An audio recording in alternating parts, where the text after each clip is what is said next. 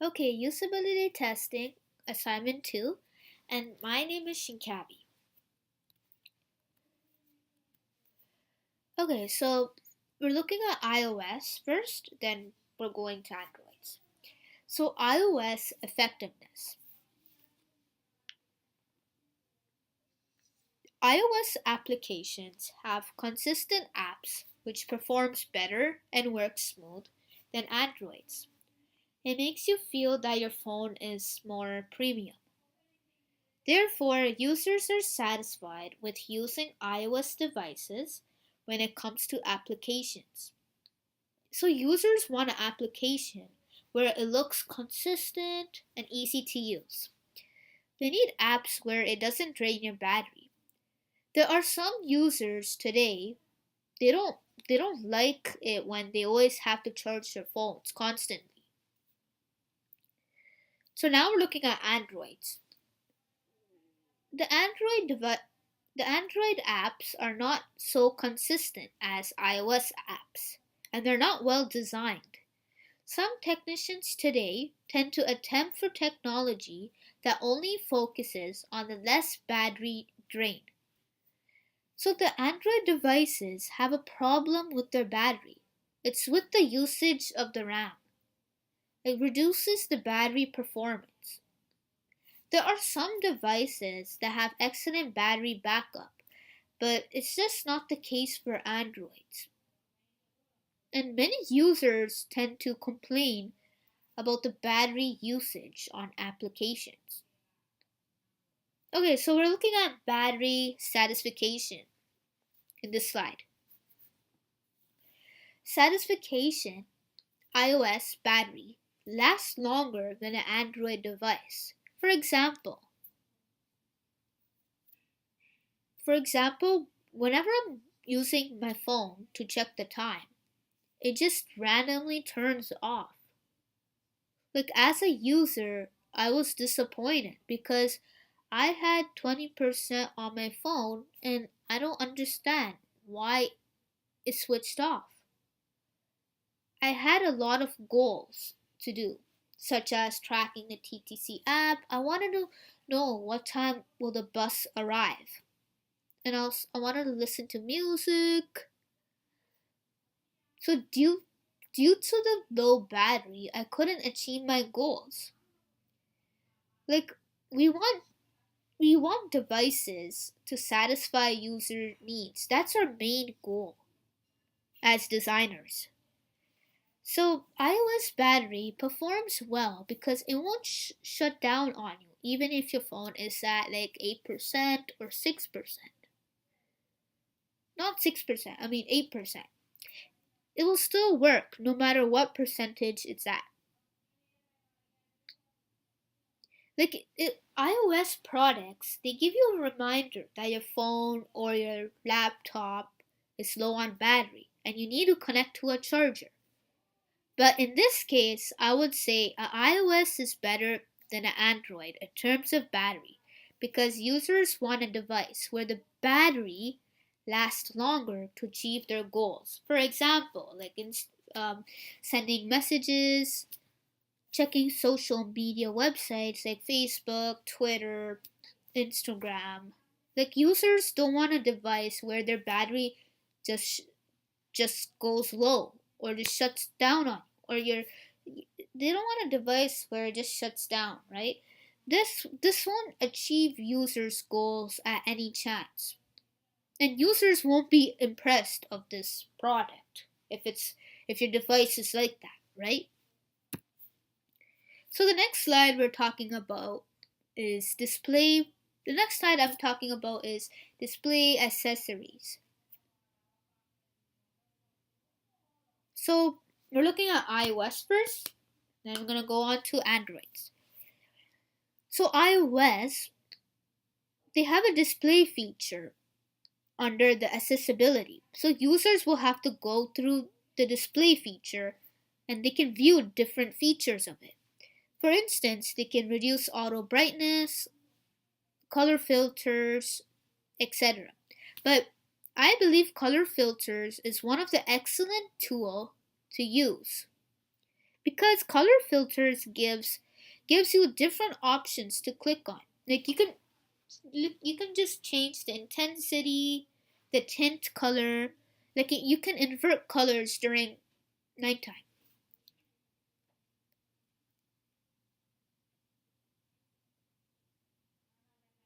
But for Androids, they only give you four options to choose, like how you like your screens.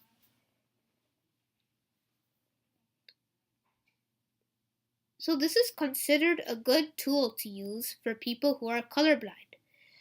The people who are colorblind will be satisfied of this product because they can change the intensity or change it to invert colors.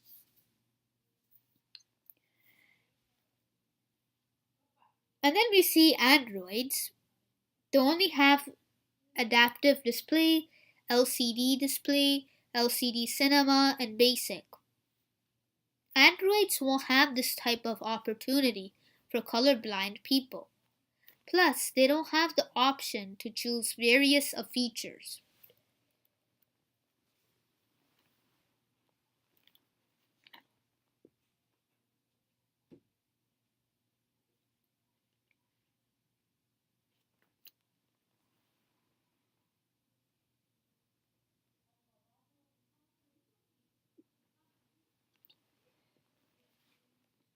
Okay, so we have learnability.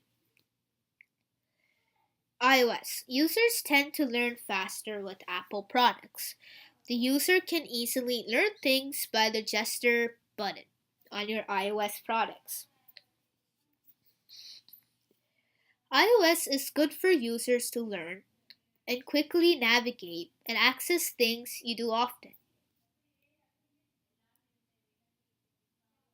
Also, everything works together in iOS products. Users are satisfied because things are getting accomplished. Moreover, people stick to iOS because of the ecosystems. Okay, so we're looking at iOS errors. So users, especially iOS users, make simple mistakes. So many users make mistakes on the battery usage. So like for instance, say your iPhone or any Apple products that you own has a battery where it has a circuit to stop lithium battery from being overcharged. So people often charge with their phone cases. So iOS users will probably need to remove phone cases because it will confine heat. And that is considered to be dangerous for users to utilize. Users often tend to make errors. Like to be more in depth, one of Nielsen's terms of usability was the system should have a low error rate and users should make few errors and they should easily recover from them. Okay, so we're looking at errors again, but with a different approach. So at the side, we have an image where it says the iPhone could not be restored. An unknown error occurred. So another thing to consider is users don't really create a backup. This is where they make mistakes and then they wonder about it and they're like, I should have backed up my images or I should have backed up my information. Like users think they have their iPhones or their devices with them at all times. Well, maybe they are wrong because perhaps your iPhone might get stolen and you absolutely need a backup to store all your data and photos just for safety issues, just to be safe at all times. So users will have a lot of apps like music, especially photos. A lot of users take a lot of photos. That might be important to them. So without backing things up, all your data might get lost. So an important thing users should keep in mind is they should create a backup that is connected to iTunes or iCloud. This way, you have your data and your information obtainable. Okay, so the next thing we're looking at is memorability. So iOS devices tend to be the easiest to learn because it is user friendly. So Apple Resources is the first place a user should visit at all times. It provides users with essential information that may be important to consider.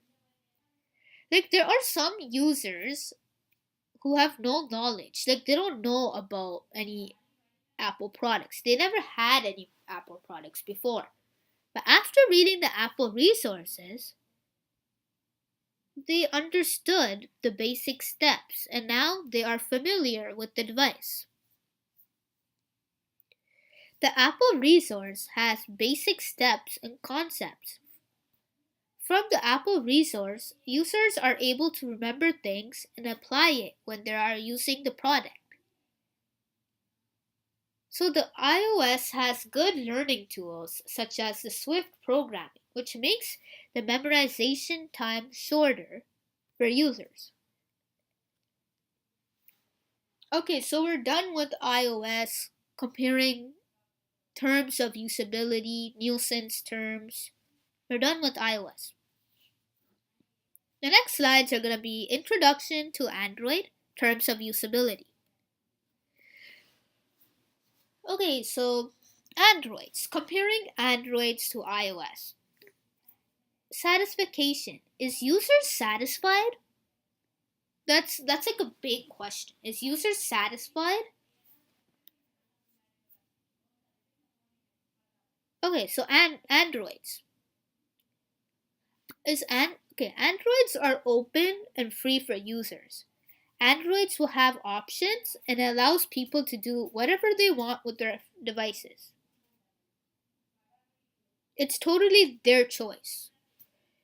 So Android is like more flexible in terms of like instead of iOS. And it's a freedom of choice for users, which is a good idea because we don't want to control our users all the time. They are satisfied with the product. You can set things up, have things run, and tweak it your way. Like users will like having a device where they can tweak it their way. Like it's your choice. Like Android is considered to be an open platform to others.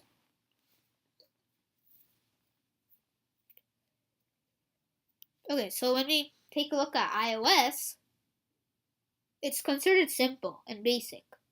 Like users cannot set things up like Androids can. Because this may not satisfy users because users might want to be flexible with their phones. It's either you stick with the layout or you go and switch to another Android. You can't do anything about it. Like, that's how their system is working. Okay, so we're done with that. We're looking at effectiveness. Okay, so Android devices like Galaxy Note 8, it comes with a strong pen. It allows you to jot down reminders, instant messages, do some quick sketches, and do whatever you want. You can like basically write what assignments are due the next day, contact numbers, like a quick sketch of contact numbers. Like you can just like sketch them up. I mean, you can just scribble some notes. You can just sketch pictures or whatever. It's your choice.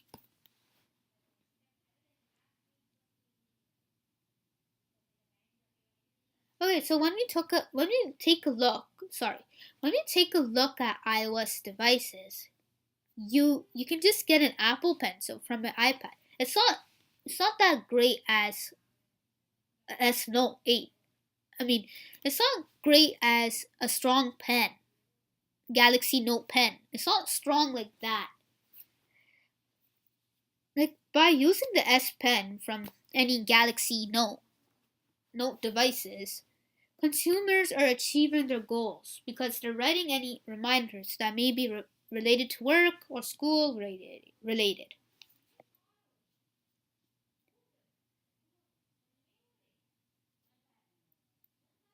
So this may keep users updated and reminded so they know what they have to do.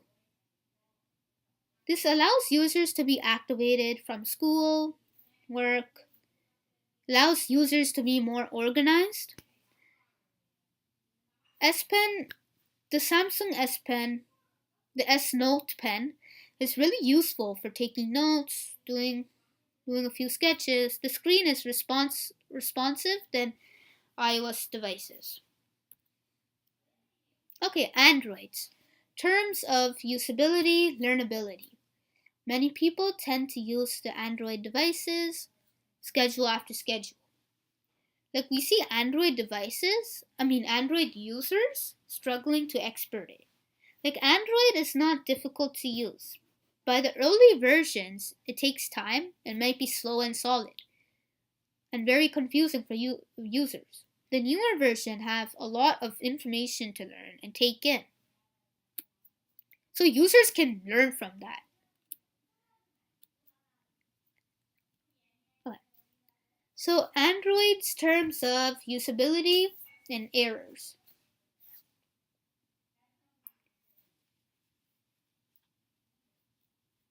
Okay. Users make mistakes on simplest things. For example, experiencing with low battery. So your phone goes low on battery and you notice alert appearing about dying battery.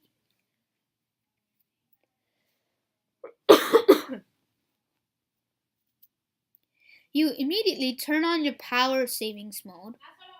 Your battery gets additional time and your mobile just turns off on you. Like some users will think the power saving mode is a great idea for your phone, but users make mistakes thinking the power saving mode will save their battery. There are apps where it monitors your battery usage or makes your device battery long lasting. Some of the apps are doing base optimization, such as turning off the GPS, quality of light. There are tasks where users can do it themselves and don't need an app to control the optimization. These apps are running by the background and evacuating your apps. Like users tend to fall for those traps. Okay, so we're looking at memorability. Like Android is considered a middle-aged platform where there's a lot of tools and it helps you guide through it, right? It takes time to get used to the new technology, and mobile development is abnormality. Like as users, it will take time to process, to remember, depending on how well you understand the structure and concepts. Like Androids and iOS have different complications in quality. It comes to result in a different approach of learning.